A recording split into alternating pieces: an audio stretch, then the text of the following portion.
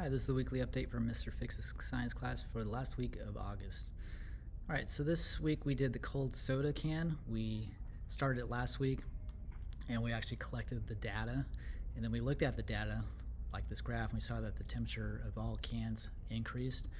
But then we looked at more specifically the percent temperature change, and so we saw that which one increased the most and which one increased the least. And so we wrote it up.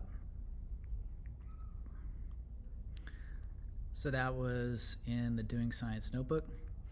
And then we did an activity called tray temperature, where we touched a metal tray and a plastic tray, and we felt like the metal tray was a little bit colder than the plastic tray, but they were both the same temperature. And so there's something about the material that transferred heat differently. So we learned that the plastic tray was not a good conductor and the metal tray was a good conductor. Then we did an activity called spoon race. And with spoon race, we placed an ice cube penguin on a metal spoon and an ice cube penguin on a plastic spoon. And we saw that the metal spoon made the penguin melt faster than the plastic spoon. And so that's because metal is a better heat conductor. It transfers thermal energy better than plastic. So we call that heat transfer conduction. Then what we did is we did an activity called cloth colors.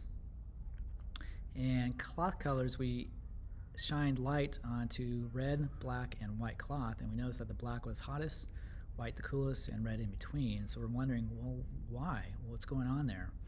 So we then went to a simulation where we shined light from a light bulb onto a plant, and we inspected the beams that was going to the plant and bouncing off the plant, and looked at the colors. And so we noticed that the colors for the black material is absorbing all the colors of light, including infrared. That's why it was the warmest.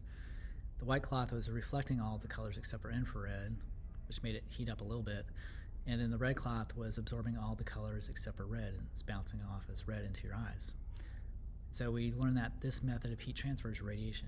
Heat transfer by the emitting of an absorption of electromagnetic waves. Then we storyboarded it, and students also had to do the Edpuzzle, misconceptions about heat. That was due on Thursday. They can redo it if they want to for a higher score. And then we did an activity called convection of hot and cold water. So here's a little video on that. I hope you have a good weekend. Bye-bye.